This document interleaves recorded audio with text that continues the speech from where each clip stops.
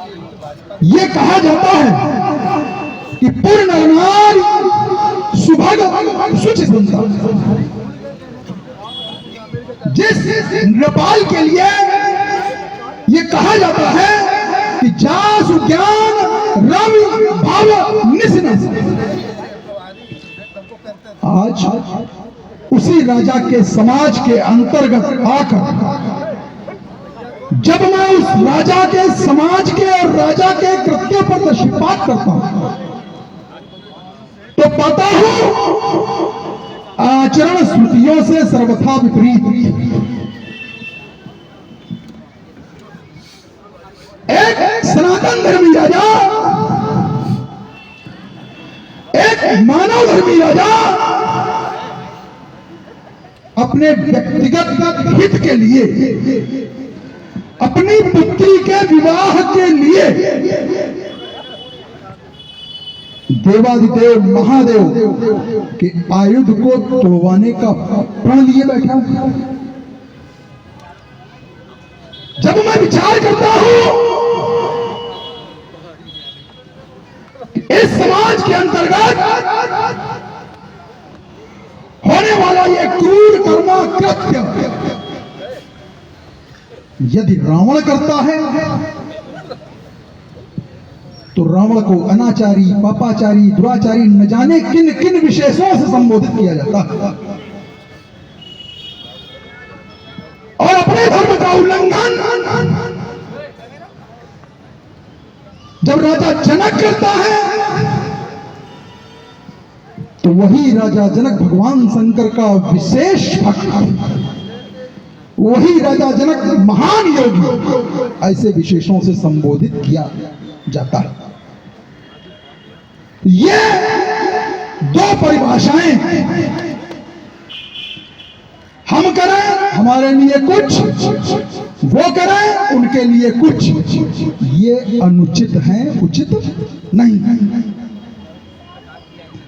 और ये प्रश्न है इस राज समाज के मध्य इस रावण का।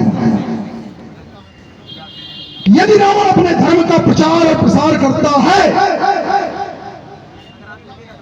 तो रावण को विधर्मी, अधर्मी, अत्याचारी, अनाचारी न जाने किन किन विशेषों से संबोधित किया जाता है।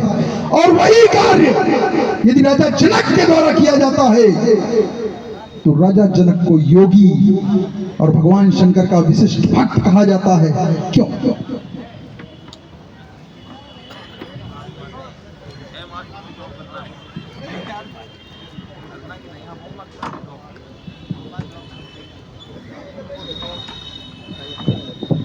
मिथिला समाज में सम्मानित दशरथ जी का शुभ आगमन के उपरांत राजा जनक के द्वारा स्वागत और सम्मान, तत्पश्चात समाज में श्री रावण जी का उद्बोधन के मूल में श्री रावण जी का जो वक्तव्य समाज में प्रसारित हुआ, उस वक्तव्य में श्री रावण जी ने शिकायती ढंग से एक टिप्पणी समाज में की है। शिकायत करते हुए टिप्पणी की है। शिकायत किस पर की है? जिन लोगों ने राजा जनक को धर्मात्मा, संत महात्मा कहा है, उनसे की है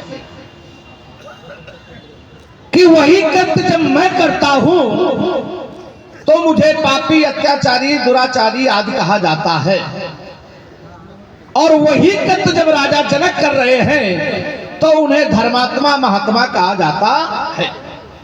रावण जी को कष्ट है।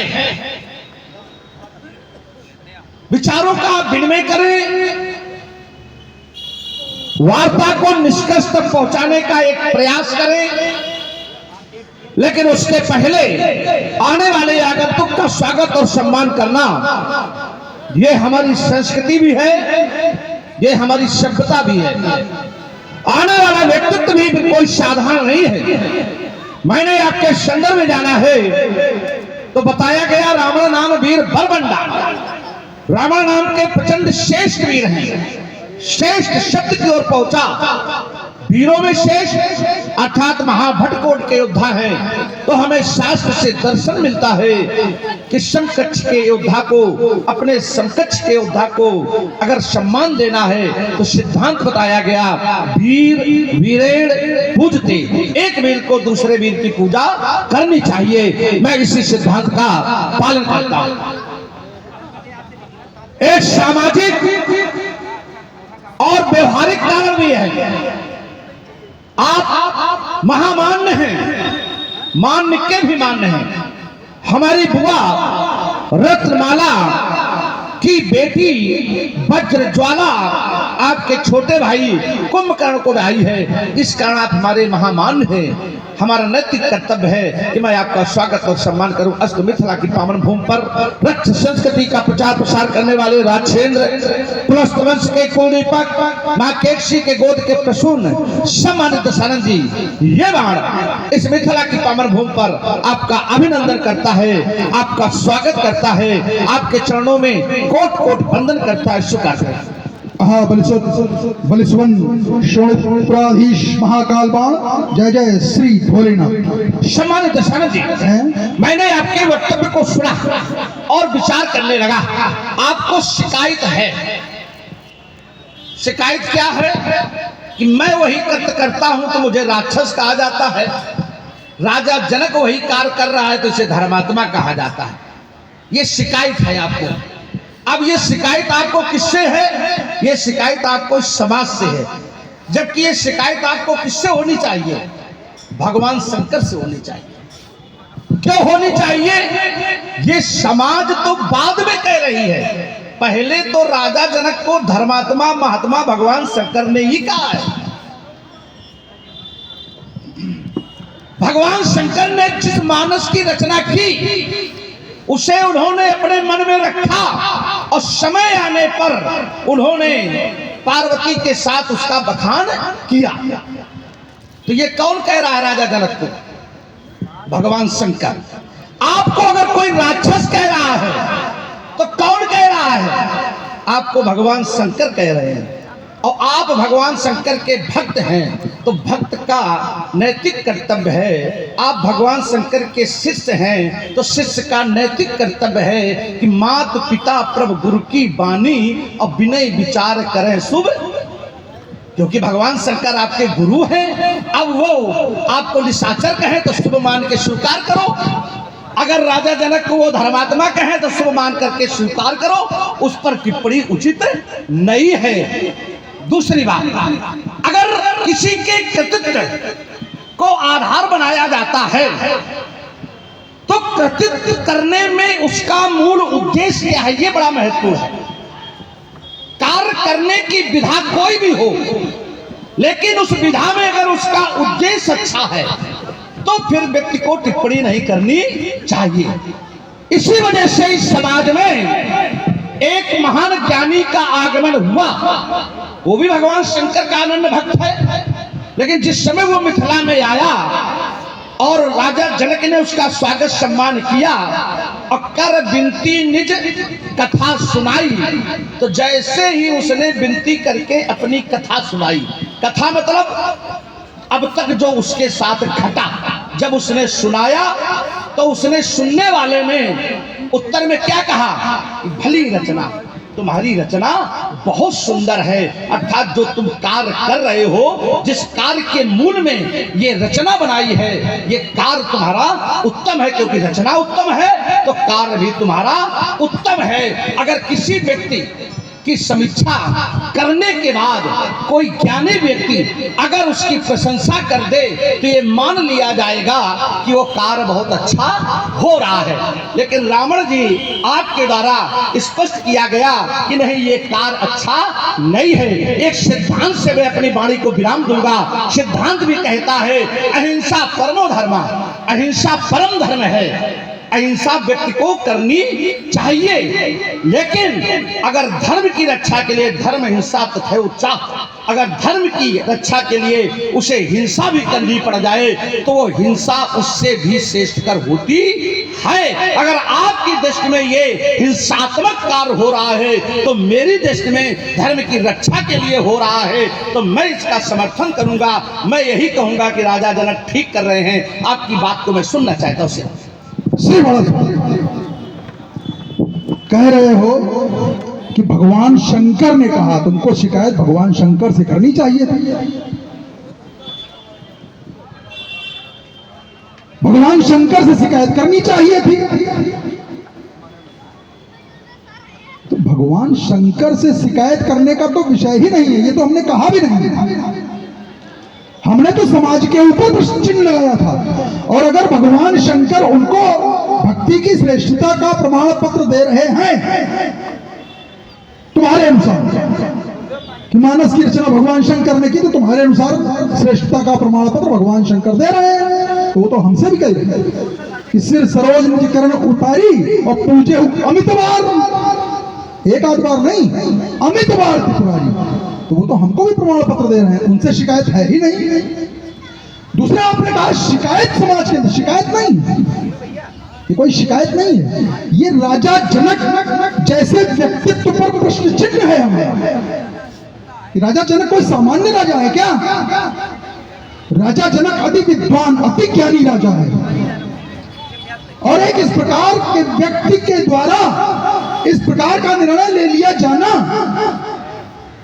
ये हमारी समझ में नहीं आ रहा, इसलिए हमने ये विषय रखा।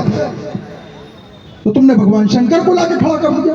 भगवान शंकर से हमारा प्रश्न नहीं है। भगवान शंकर अगर उधर कुछ कह रहे हैं तो भगवान शंकर इधर भी कुछ कह रहे हैं, वो प्रश्न चिन्ह नहीं है। फिर तुमने राक्षस पर टिप्पणी कर दी कि अगर राक्षस हो तो भगवान शंकर से कहा जाएगा। भगवान शंकर ने कहा ना, राक्षस धर्म को मैंने अंगीकार किया है, मैं भगवान शंकर से क्यों शिकायत करूं?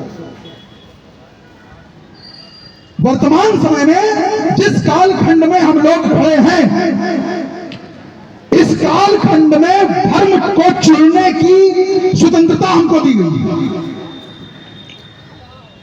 हम जो धर्म चाहें वो स्वीकार कर, उसको मानते हुए हमने राक्षस धर्म अंगीकार किया, हमने अपनी मां का धर्म अंगीकार किया, पिता का धर्म अंगीकार नहीं किया। यह विषय हमारा था, किंतु अब इसके बाद ही हमारी बात प्रारंभ होती है। राक्षस या राक्षस समुदाय के लिए जो कार्य प्रशस्ति पूर्वक हैं, राक्षस समुदाय के लिए जो कार्य अच्छे माने जाते हैं, मानव समुदाय के लिए वही कार्य अच्छे नहीं माने जाते हैं। तभी तो मैंने कहा था कि भगवान शंकर का आयुध 16 पीढ़ी तक पूजा करते रहे और आज अचानक तोड़ दिया। और तुमने एक बहुत अच्छी बात जोड़ी उसमें,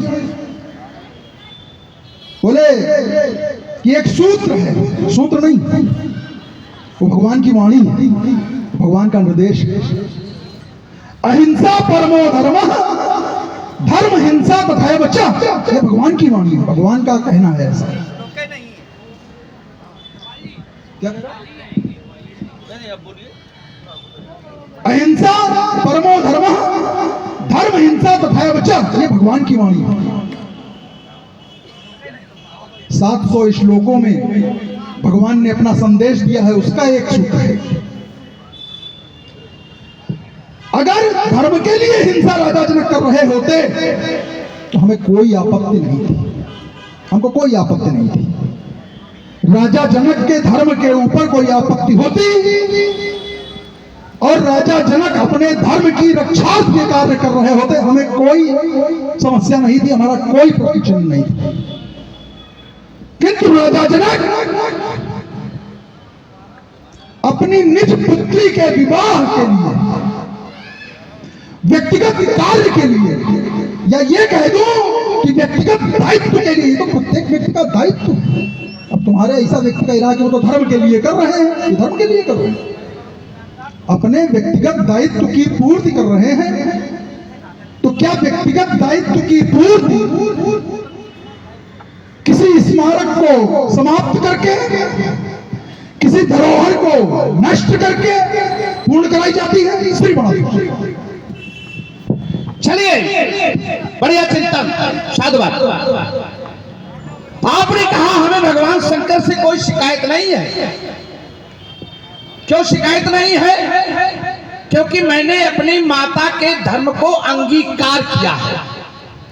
तो जब आपने अपने माता के धर्म को अंगीकार किया तो फिर ये टिप्पणी क्यों कि जब मैं वही कार्य करता हूं तो मुझे राक्षस कहा जाता है और ये कर रहे हैं तो इन्हें धर्मात्मा कहा जाता? फिर क्यों? फिर ये टिप्पणी नहीं होनी चाहिए। जब तुमने अपने माता के धर्म को अंगीकार किया है, अर्थात इस धर्म को स्वतः आपने समावेश अपने में किया, और जिस प्रवेश में आप प्रवेश किए हैं तो उस प्रवेश के लिए अगर कुछ भी कहा जाए तो फिर आपको सहित स्वीकार कर लेना चाहिए। क्यों?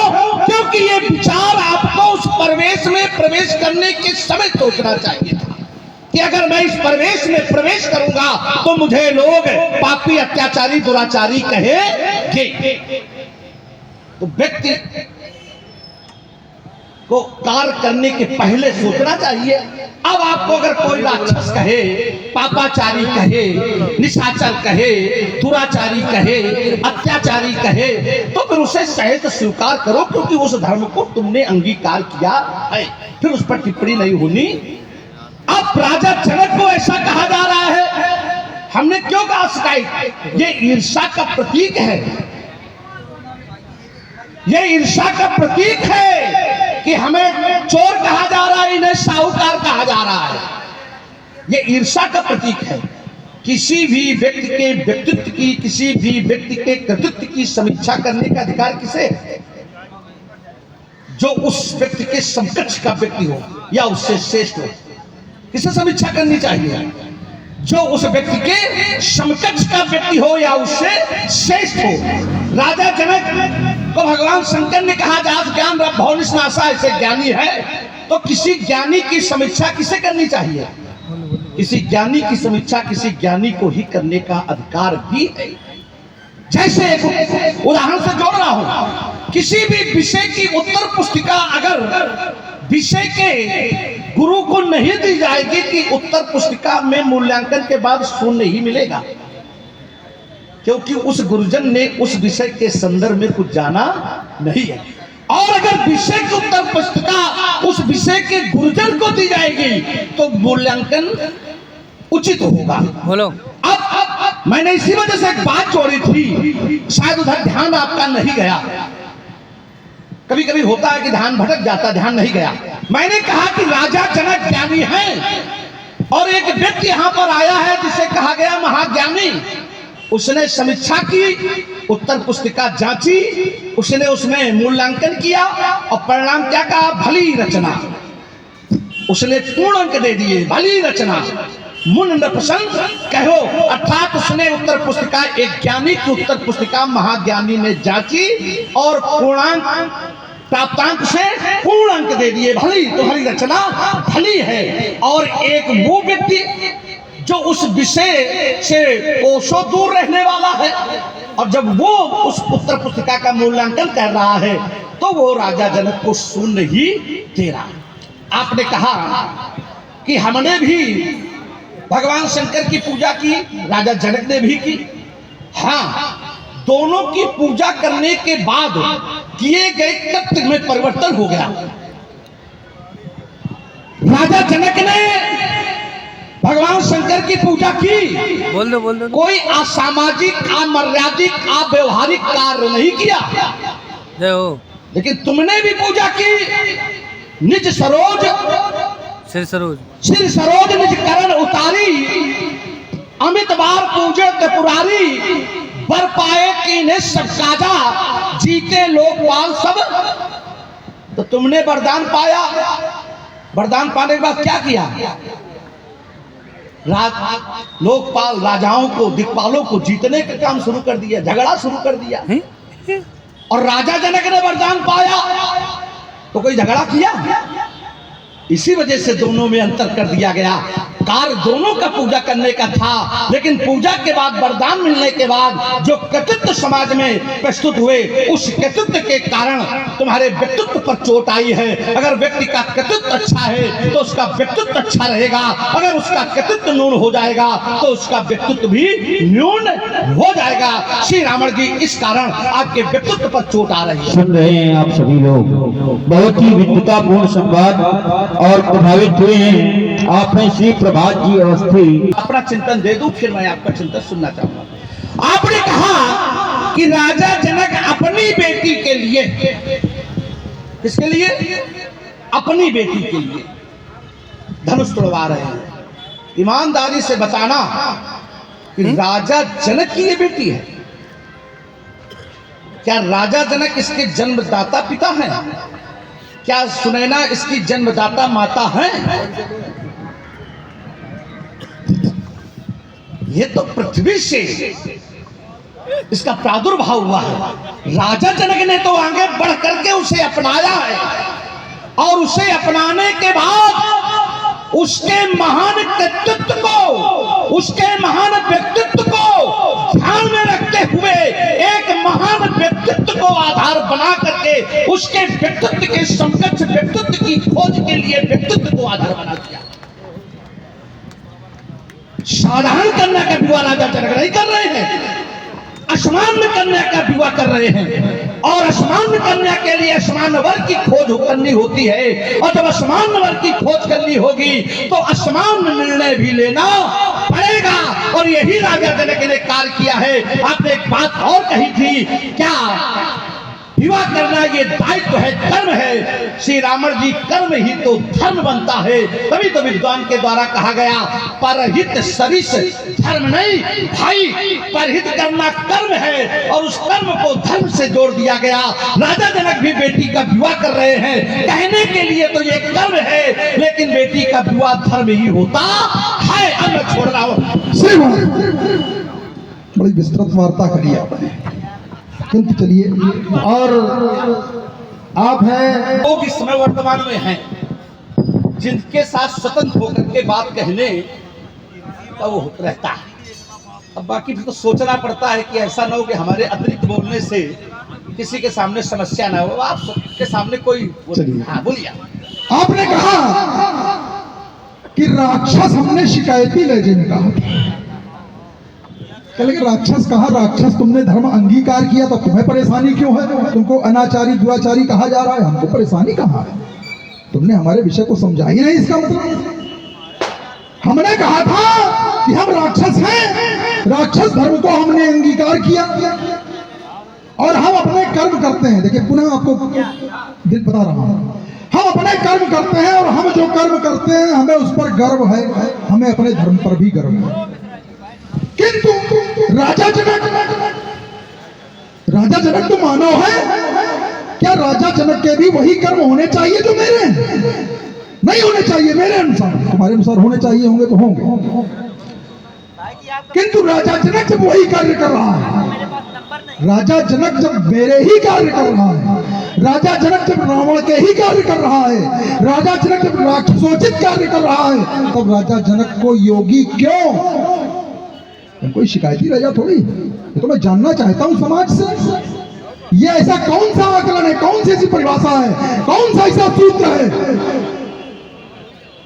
कि जो हमको कहा जा रहा है वही राजा जनक को कहा जा रहा है? ऐसा क्यों? या जो हमको कहा जा रहा है वो राजा जनक को क्यों नहीं कहा जा रहा? कोई शिकायत नहीं, ये जानना चाहता हूं ऐसा कौन सा सूत्र बना रखा है मिथिला वासियों ने। इस विषय पर हमने ये टिप्पणी की थी। फिर तुमने कहा, तुमने पूजा की, वर मांगा, और राजा जनक ने पूजा की तो कुछ और किया, अपने अपने कार्य तप किया। मैंने तप किया, और तप करने का प्रयोजन हर व्यक्ति का अलग होता है। हमारा क्या था? जब कुबेर को देखा गया विश्रवा के यहां आते हुए, तो मुझसे मेरी मां ने कहा कि कुबेर तप के द्वारा ही इतना तेजवान व्यक्ति है, तुमको यदि तेजवान बनना है तो तुमको भी तप करना पड़ेगा। हमारी लंका पर हमारे पूर्वजों की लंका पर कुबेर ने जबरन अपना अधिकार कर रखा था। उस अधिकार को यदि हमें प्राप्त करना है तो हमें युद्ध करना पड़ेगा, हमें विजय श्री प्राप्त करनी पड़ेगी, तभी हम लंका को अपने अधिकार में ले पाएंगे। हर व्यक्ति का कारण अलग होता है और कारण तो विष्णु का भी अलग है। तपबल रचय प्रपंच विधाता, तपबल विष्णु सकल जगत राता, तपबल शंभु करे संहारा। तो सबके इधर तप के कारण तो हो रहा है, इसलिए तप ये इस पर आप टिप्पणी नहीं कर सकते हो कि तुमने तप किया तो तुमने इसलिए किया और उसने किया तो उसने उसलिए किया। ये अपना अपना प्रयोजन है, कोई किसी के लिए करता है, कोई किसी के लिए करता है। तुम किसी के लिए क्या, तुमने नहीं किया, तुम किसी के लिए करते रहे। तुम्हारा वो विषय नहीं रहा जो हमारा है, हमारा वो विषय नहीं जो तुम्हारा है। तुमने जो तप किया वो किसी अन्य कारण से किया, हमने तप किया अन्य कारण से किया। तो ये वो विषय नहीं है जो आप वचनक के साथ जोड़ रहे हो। फिर इसके पश्चात आपने कहा, कह लगे हमने एक टिप्पणी की थी और तुमने उस पर ध्यान नहीं दिया कि एक महाज्ञानी यहां आया। अरे महाज्ञानी कोई आया नहीं है, जबरदस्ती महाज्ञानी आया हुआ। तुम मानते होगे महाज्ञानी, हम नहीं मानते महाज्ञानी। महामुनि आया हुआ, महामुनि ज्ञानी आया हुआ, महाज्ञानी नहीं आया हुआ है यहाँ को। होगा तो तुम्हारी दृष्टि में होगा, मेरी दृष्टि में नहीं है। तुमने और बड़ा चूंकि उसी व्यवसाय में हो, बोले वो कापी जांचने का अधिकार वो उसी को है जो उस विषय को जानता हो, नहीं तो प्राप्तांक 0 हो जाएगा।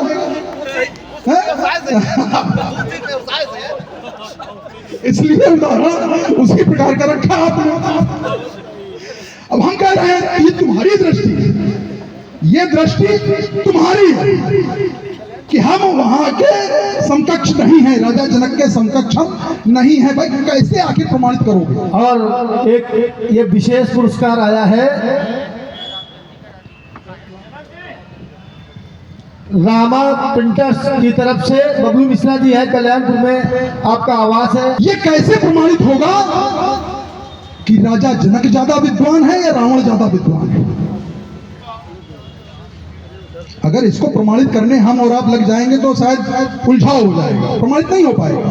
हाँ, राजा जनक को भी कुछ लोगों ने कहा है कि राजा जनक विद्वान है, मैं स्वयं मानता हूं कि राजा जनक विद्वान है।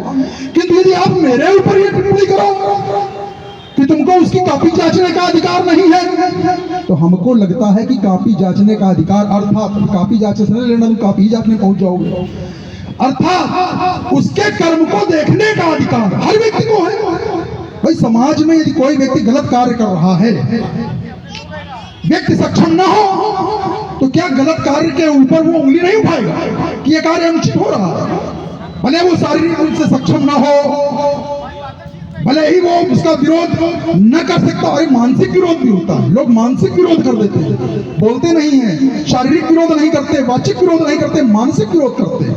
तो ये आपका कथन हमारे समझ से परे है कि वो जांचने का अधिकार। और मैं एक छोटी सी केवल आपको एक सूत्र पढ़ के दिए दे रहा हूँ रावण के विषय। अगर रावण तुम्हारी दृष्टि में विद्वान नहीं है तो हम विद्वान नहीं कह रहे स्वयं को, लेकिन चूंकि तुमने ये टिप्पणी करी है इसलिए कह रहे हैं। ऋग्वेदादि अनन्य शास्त्र निपुणा मृत्युश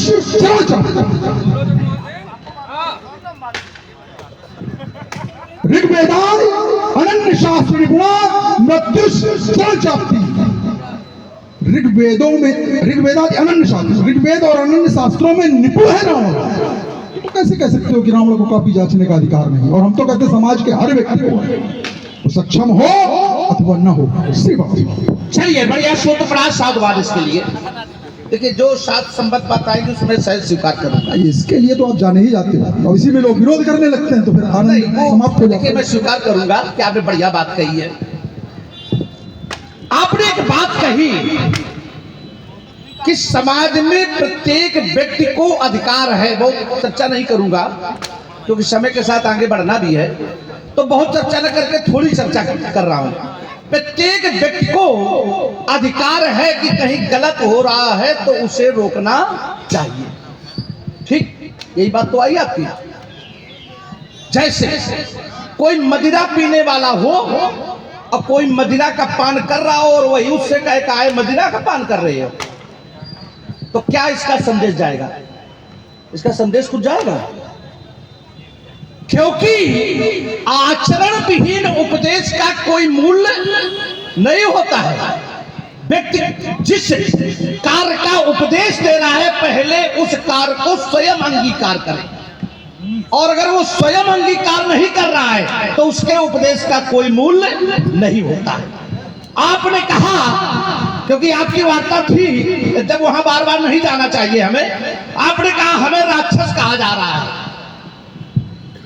तो जब आप राक्षस हो, आपकी प्रवृत्ति राक्षसी है और राजा जनक भी राक्षसी प्रवृत्ति का अगर कार्य कर रहे हैं तो फिर टिप्पणी करने का अधिकार किसे है? क्या तुम्हें? तुम्हारे तो समकक्ष ही में हो गए, तुम्हें तो टिप्पणी करनी ही नहीं चाहिए। तुम्हें तो खुश होना चाहिए कि एक साथी और बढ़ा। भाई यही कहो तुम, यही तो कह रहे थे, तुम्हें तो खुश होना चाहिए कि भाई एक साथी और बढ़ा। अब क्योंकि ये तुम्हारी सोच थी, ये हमारी सोच, हमने इसी वजह से कहा था विश्वामित्र महामुनि ज्ञानी, विश्वामित्र महामुनि और ज्ञानी भी हैं। ज्ञानी कोई साधारण नहीं है, उन्हें ब्रह्मर्षि की उपाधि से विभूषित किया गया है, और आपने उसे बहुत हल्के में कह दिया कि आपकी दृष्टि में वो महाज्ञानी होंगे।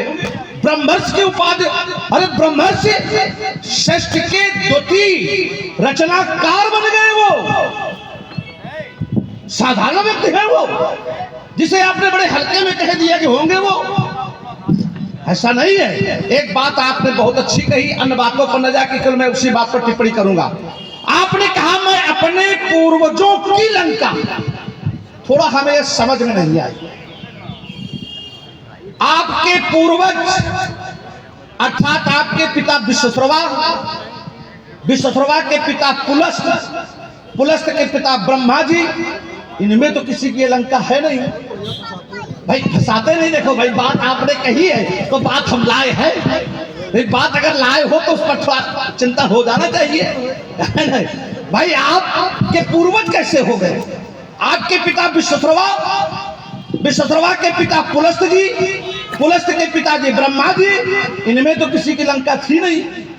लंका तो ये माली मालवान सुमाली की थी, और वो आपके नाना थे। तो नाना की संपत्ति, जरा समझे ना, नाना की संपत्ति को आप अपनी संपत्ति बता रहे हो, और जिस भाई के पास संपत्ति जो पूर्वजों के पास थी, बड़े अपने भाई के पास थी, उसे छीन करके अपनी बना रहे हो। क्या उल्टा काम कर रहे हो? माने बड़ा उल्टा काम चल रहा है, जरा समझिए आप भाई गुड्डू भैया।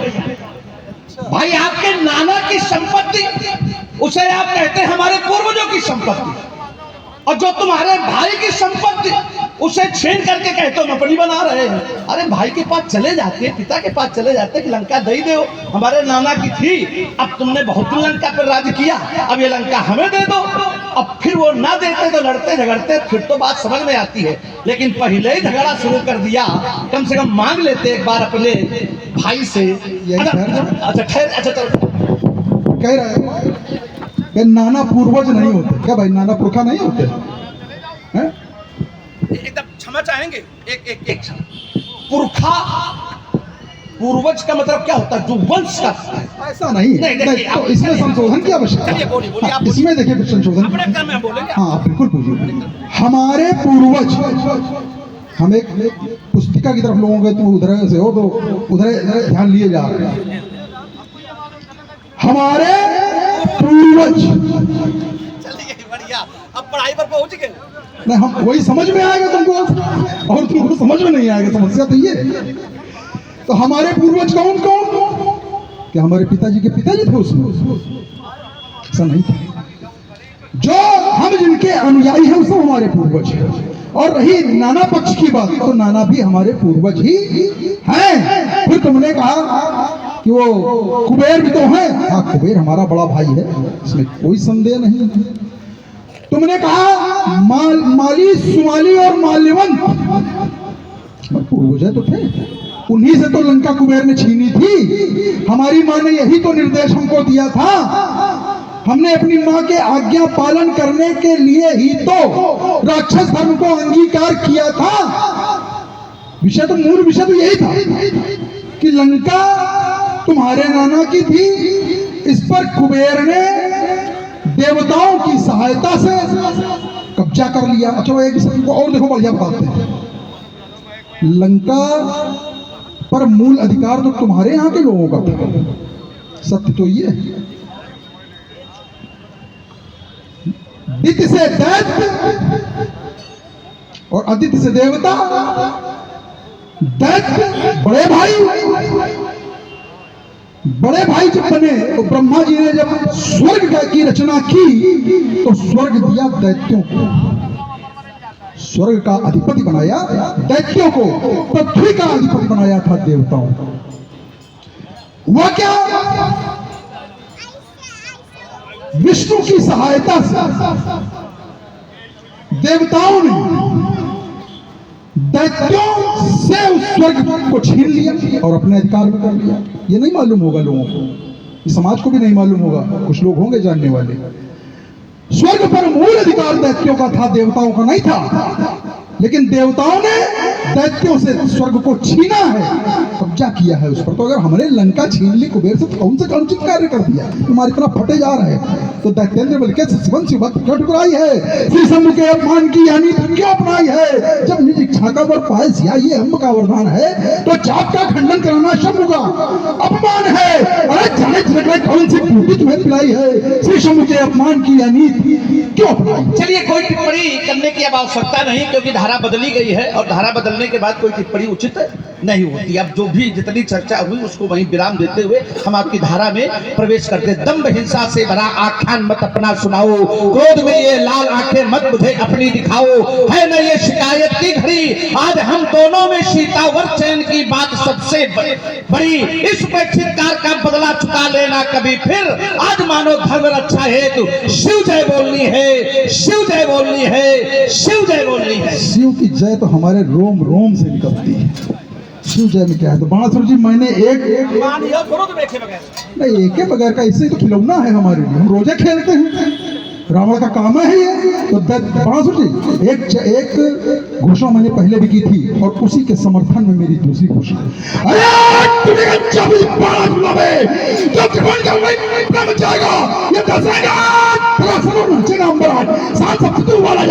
ये चंडी ने कपड़ा पिछा दिया तो बाहर जाए वंश का बाकी फूट जाएगा, ये खटेगा फटेगी चिल्लास नहीं तो शायद शाश्वत द्वारा फूट जाएगा। तेरे शिव भगवान पे का पान हुआ और किसी पीर के द्वारा ये कोई शक्का हुआ तो कल है मेरे साथ वो नहीं परम पाएगा, उसके शरीर को कल बना ये वो स्वयं पी जाएगा, उसमें हो जाओ तुम सावधान, वो भेद ही चल पाएगा, और सीता के लड़के चैन है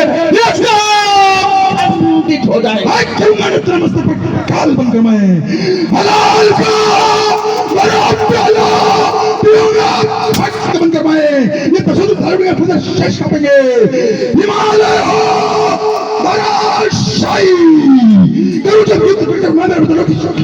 खाए पलट तूफान बहुतल पर करूंगा तेरे कसी से चालक के अंकार गिरेंगे, अश्वनी होगी कंचन नगरी, जगदम्बी तथा प्रहार करेंगे, अश्वनी की सत्ताएं निकलेगी और बाणों की बौछारें होगी और चारों ओर चमकती रहे और तलवारों की धारें होगी, तत्पर रक्त प्रदर्शन होगा। मैं कहता लगता सलाह में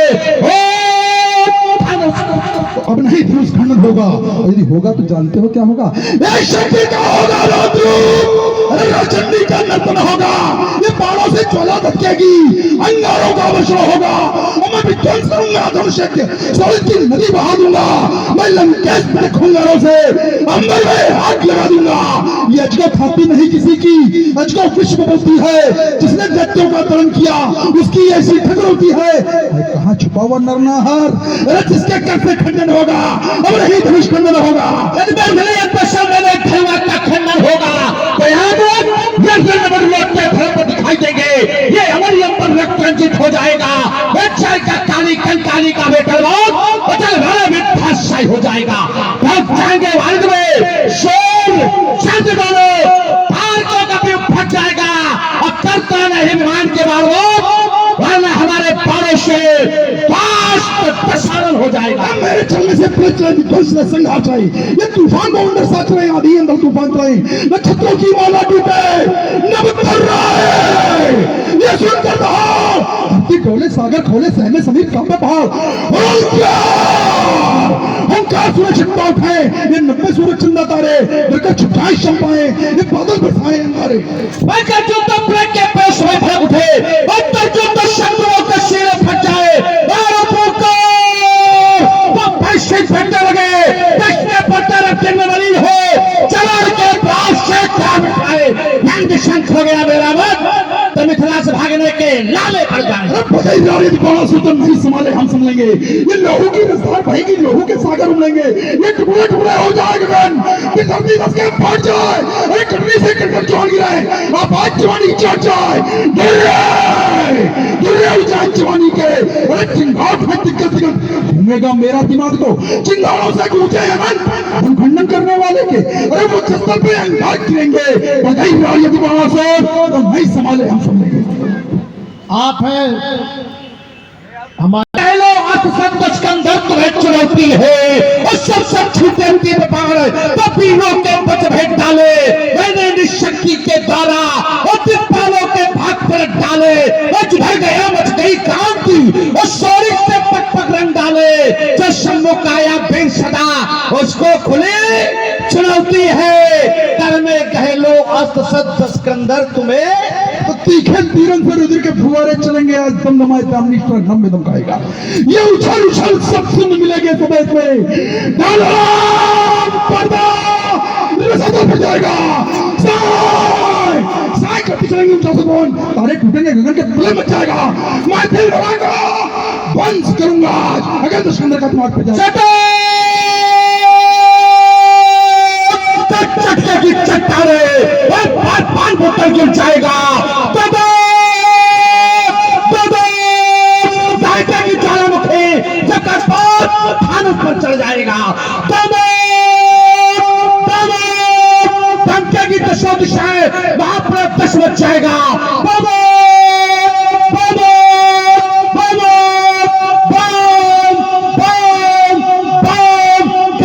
अंदर शमर मचाएगा। अरे मैं भीषण तांडव की ज्वाला, ये तांडवी ये सच्चा मेरी भीषण कर्तित श्रृंगार लिए, चलता हूँ धंजावाद भयंकर सी हुंकार से लिए, विद्रोही विपुल वैरियों की आशाओं पर पत्ता पाला, मैं भीषण तांडव की ज्वाला, कितने शीशों को काट काट, दस शीशों को छाट छाट, भारत की मंज मेदिनी को रुंडों मुंडों से पाट पाट, ये लंकेश शब्द को पहनाता, अरे वीरों के मुंडों की माला, मैं भीषण तांडव की ज्वाला। चलिए सुन रहे हैं आप सभी लोग, ये तो चाहते हैं कि धनुष न टूटे, और आप सब लोग चाहते हैं कि धनुष टूट जाए, तो इनको भगाने वाली व्यवस्था करो। दाम मिल ही रहे हैं, और शाम की भी मिल चल रहा है ना, लेकिन कोई फर्क पड़ने वाला अब एक ही है, थोड़ा निवेदन कर लिया जाए, है ना, प्रार्थना, और ये उत्तम कुल के हैं, हमारी प्रार्थना स्वीकार कर लेंगे, है ना। ओ दिग्विजय लंकाधीश्वर, संतुलित हृदय तुम करो आज, मानव समाज में आए हो, मानवता का व्यवहार करो, जनक गुरु भाई है, इस पर भी तनिक विचार करो, तुम ज्ञानी हो, विज्ञानी हो, और वो शंकर के वरदानी, रह गई अगर कन्या कुंवारी तो उतर जाएगा सब पानी, कन्या को वर श्रेष्ठ मिला तो सम्मान तुम्हारा होगा, अन्यथा घोर अपमान हमारा और तुम्हारा होगा। होने दो मंगल गान, सुमधुर शहनाई बजने दो, इस मिथिला के मिथिलेश्वर को वर की पहनाई करने दो, सिंह बनो मत बाघिन, भावरे सिया की पढ़ने दो, था उतरे ही लंकापति, लंका को करते प्रस्थान, सीता के सच्चित अरमानों पर अम्मत बनो गाज, ओ दिग्विजय लंकाधीश्वर, संतुलित हृदय तुम करो। अच्छा कह रहे इनको समझाएं, हमको शिक्षा दे रहे हैं, प्रार्थना को अगर शिक्षा मानोगे तो कैसे काम समझाएं, हमको इनसे निवेदन करने समझाएं, तो हमें तो यही लग रहा तुम शिक्षा दे रहे हो उनको। तो मैं असुर और तू असुर और मैं भूसुर, भूसुर माने धरती का देवता, तुम असुर और मैं भूसुर हूँ, तो शिक्षा का क्या अधिकार तुम्हें? मैं विश्व विदित विज्ञानी हूँ, वेदों का विस्तृत व्याख्याता, मैं तंत्र मंत्र पंडित प्रकांड तांडवी स्त्रोत का निर्माता। अरे मुझको शिक्षण देने वाले, बड़ा सिर धिक्कार तुझे, तू असुर और मैं भुसुर हूँ, शिक्षण का क्या अधिकार तुझे? तू पापी पाकर पराधीन पथभ्रष्ट पतितम प्राणी है, तू पापी पाकर पराधीन पथभ्रष्ट पतितम प्राणी है। तू शिक्षण दे उन दैत्यों को जो अविवेकी अज्ञानी हैं। मुझको शिक्षण देने का दूंगा प्रबल अधिकार तुझे, तू असुर और मैं भुसुर हूँ, शिक्षण का क्या अधिकार? चलिए बढ़िया करता है, क्योंकि हमने खैर अपने वक्तव्य में शिक्षा नहीं दी थी, लेकिन आपने बढ़िया करता जोड़ी, इसके लिए साधुवाद। बैठे हुए प्रिय भक्तगण, देखो आए रावण बाण जाए रावण बाण, अब ज्यादा देर सुंदर रही है किसी को। हाँ देखो अंदर से भी आवाज आ रही है, सही है, अंदर वाले चाहते हैं। और अच्छी प्रस्तुति